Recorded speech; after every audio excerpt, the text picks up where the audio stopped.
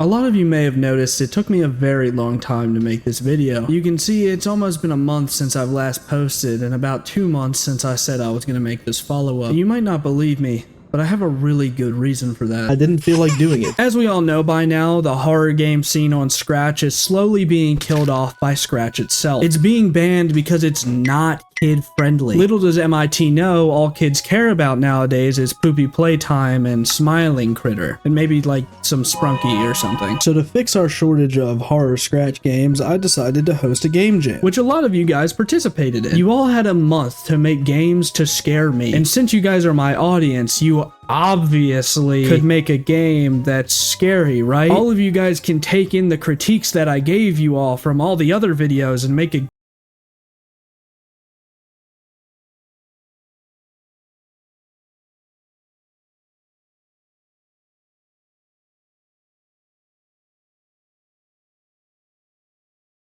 port. You know, this one.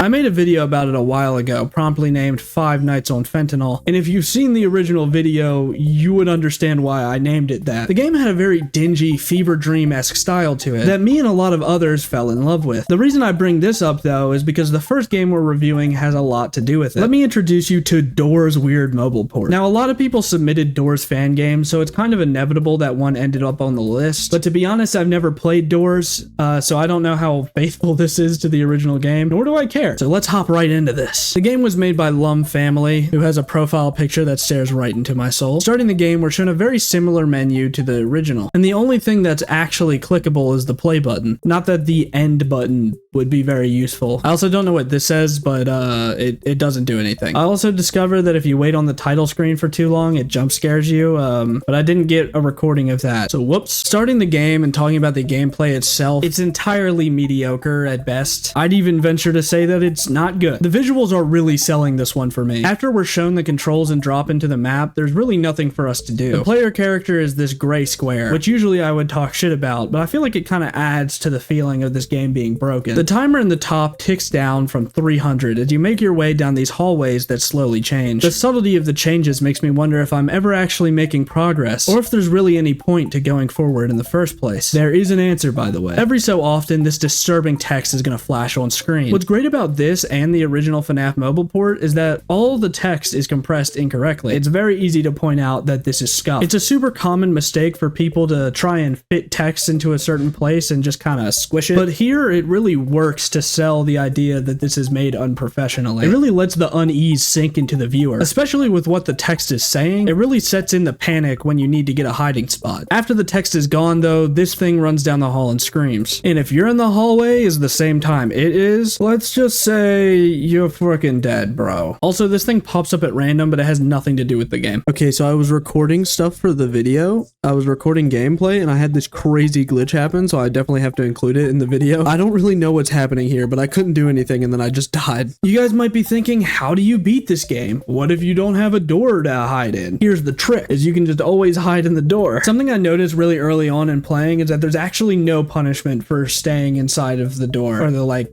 locker or whatever this is. The timer still ticks down and there's no entity that like checks if you're in the thing. So I actually, while I was writing this script, I just tabbed out and sat in the locker for 5 minutes and then I came back and I won. So all in all, I'm gonna say the looks is like a 10 out of 10 and the gameplay is like a 0 out of 10. So if you're wondering how the game ends, go play it yourself. You can sit inside a chain link fence for 5 minutes, just like me. MuhKendric. Okay, go to the next. Corrupture. This is another very cool game, and I don't think it's related to any other media. Whoa, guys, an original piece of media. How is this possible? I know I shouldn't be making that joke, but whatever. As soon as I clicked on this game, I knew it was going to be a banger. So shouts out to Metal0077. It starts you off on a computer with the title of the game sticky noted onto it. To start the game, you rip off the sticky note and turn on the computer. I thought it was a funny little detail that you actually don't have to take the sticky note off. You could just play with it on the whole time if you wanted. I'm going to go with not covering half the screen though, thanks. On the computer, we have 4 options. That being recycling bin, internet, chat, and Plants vs. Zombies. Truly the essentials. Clicking on chat, you're brought to Discord. And if you look closely, who's that little guy? Is that a Globus? Now's a better time than ever to plug the Discord. You can talk with Zug? Mostly Zug. One thing's for sure, you won't be getting any messages about a potentially dangerous download. However, they don't call me MuhKendric potentially dangerous download last name for nothing. So we're gonna just download that. We get a game called No Man's Land, and when we click on it, we get a really impressive transition. And also, the thing says in a very creepy voice. We're brought into a simple maze game, where the point is to get to the red square. And this is what won me over. The fact that there's an actual game in this game. I never thought it would happen. A Scratch game has a game in it. I know I sound like a smartass right now, but seriously, most of the games were just like, not games. They're like glorified cutscenes. The game slowly introduces new mechanics, and while not necessarily difficult, I found myself really engaged in playing. We're interrupted with this level that's completely blank before returning to the same game. The levels continue to get a little weird until this level can't be beaten, I don't think, at least. But after sitting for a while, we return to the computer. And this game deleted Plants vs. Zombies. You monster. We only have one option though, and that's to drag No Man's Land into the recycling bin.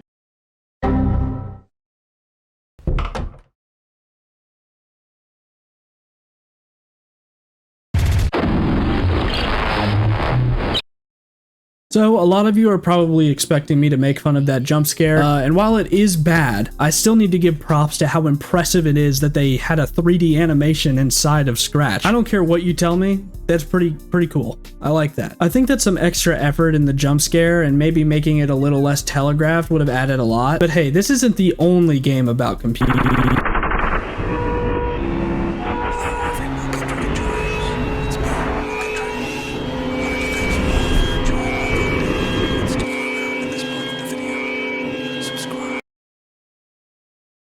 We also have My Computer, and it was made by Stop This Is My Name. This game offers a lot more options when it comes to clicking icons, and honestly, most of the fun I had with this was just exploring the desktop. Look, there's a little news segment that says MuhKendric posted a video. No, I didn't. There's also a little excerpt for me only, so you guys don't get to see it unless you go play the game, then you can see it. And then there's this note that says important. Hey, just wanted to tell you not to download anything from the internet, please. And usually I follow the advice from random text documents that spawn on my computer, but today is not that day. As you can see here, there's one download in particular that really strikes my interest. Paint. After painting a wonderful rendition of a circle on a white background, I decided to get back to business. Finally going back and downloading Background Changer. Yay, I love Background Changer, yay! And then I guess I can also download like that weird text document as well. That's fine.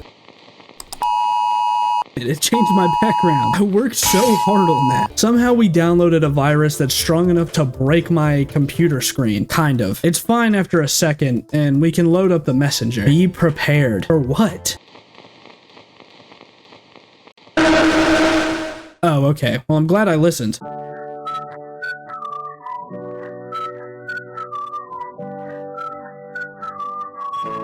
So, Scratch World, Chapter 1. It's kind of like, Garten of Banban. Vaguely. That's just kind of what it reminds me of. But I really like this one because it takes the word Scratch horror game very literally. This game actually performed pretty well on Scratch, and I'm surprised that it wasn't taken down. So congrats, Noobs52 Scratch. This game has a lot more content than all the other games, so I'm gonna have to kind of skip over some stuff. I'm not gonna be able to go into all the little details. Starting off, you need to know that the main character is trying to find his little brother in the abandoned Scratch world. A Scratch themed, well, I'm not actually sure. I think it's a daycare, maybe? Or like an amusement park? I'm gonna go with daycare. We enter at the front entrance and find a note. It's already apparent that the writing for this game is pretty subpar, but personally, I don't give a shit. I want to see Scary Scratch Cat. With knife, maybe. Our first goal is some fetch quest stuff, like grab a flashlight and a key card. I noticed there's an electrical room. Very subtle foreshadowing. The thing I really like about this game is the little cutscenes that play on the TVs around the building.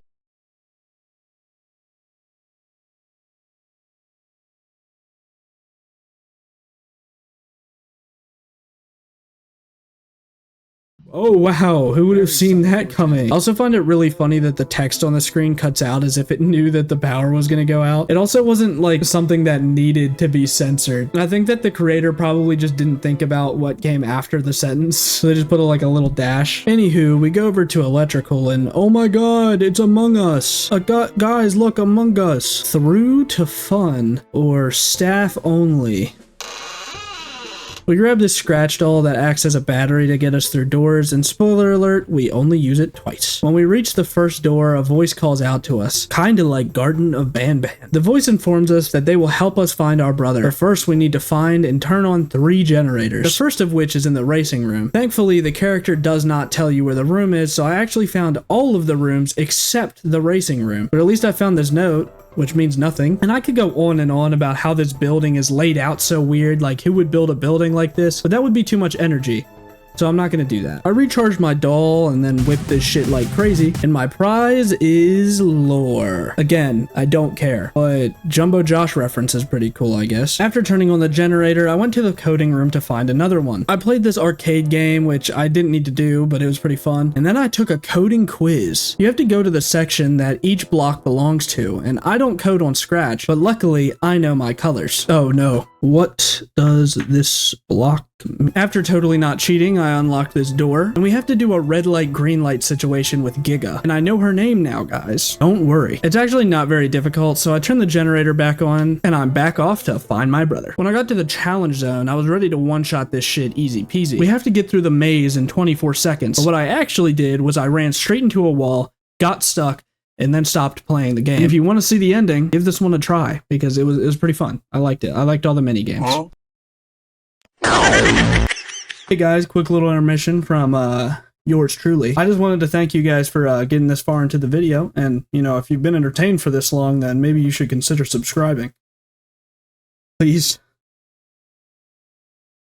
I have a little game for you guys. I want you to guess what the name of the next game, The Descent. Probably one of my favoritely named games. It was made by KZS, who also made Tunnel Forage. And admittedly, this is a way simpler game than all the other ones, but I still thought it was really well made and pretty fun. And also, it was a massive improvement from the first game that KZS made. Personally, I love it when people take criticism pretty well, even though I might have been a little harsh in my first game, but I like to see that he's growing as a developer. And I also noticed that he went and refurbished Tunnel Forage, so that was pretty cool. So let's see what The Descent has to offer. Dropping into the first level, you control a very uneasy square. Whenever you touch this star, you're dropped down in between the levels. You immediately understand why the game is titled Descent, as the levels get slowly darker the further and further you go. And boy, do I not want to figure out what is at the bottom of this pit. Eventually, the first enemy spawns, cutting off the music and hitting the star. But if you're a pro gamer like me, you won't realize that there's an audio cue, and then you'll immediately kill yourself. And when you start going further down, these red stars start to spawn, and I don't know what they're supposed to do, but they make everything red. And all of this buildup certainly leads to a satisfying conclusion, right? No, it's just a demo. Nothing else happens, but this is a really, really good concept, I think. And I'd really like to see it expanded on. I think adding some more obstacles and enemies would be great, and even adding some more variation to the levels. The game isn't fully complete, but the controls are great and the gameplay loop seems fine. I don't know a lot about coding, but if there's any way you could do like some type of generator to make the levels unique each time, I think that would do a lot for the game. But overall, it was definitely better than a lot of the games that were submitted. Obviously, it's in the video. Speaking of games in the video,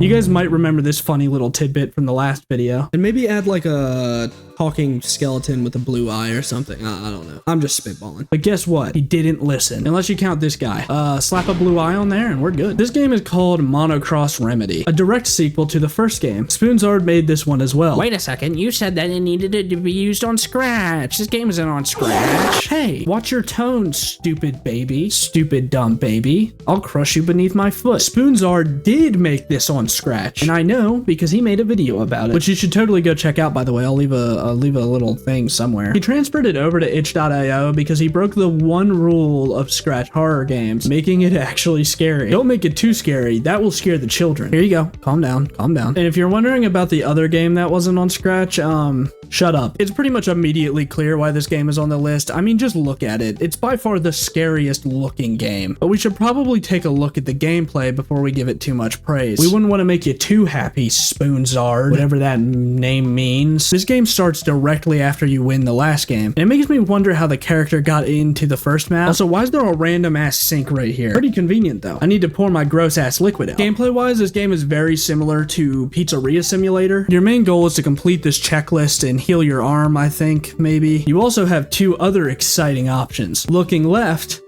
and looking right. And then also getting in the locker, but that kind of ruins like the pace of my joke. To heal your arm, you gotta fill this vial with water and then shake the bottle and then pour the gross shit out and then clean the gross shit out and then pour the shine in and then inject it. But oh no, that would be way too simple. You only have one arm, so doing everything takes long as fuck, including pouring out liquid. Originally, I was gonna put a bit here where I just did all of the stuff, but like did it with one arm, and then I was gonna record it and be like, look how fast I can do it. But I didn't want to do that. In between doing all the syringe stuff, you might notice that this fella's on the other end of the hallway. He's kind of weird, but like he's pretty chill when you get to know him. Just sit there and say hi and he'll peace out eventually. And as for this guy, hide. After completing the checklist, you get to stick yourself with a syringe, which is pretty cool. But you are going to have to complete a very dangerous mini game, which I won't spoil because you need to go play the game as well. Figure it out yourself. God damn it, I'm tired of doing everything for you guys.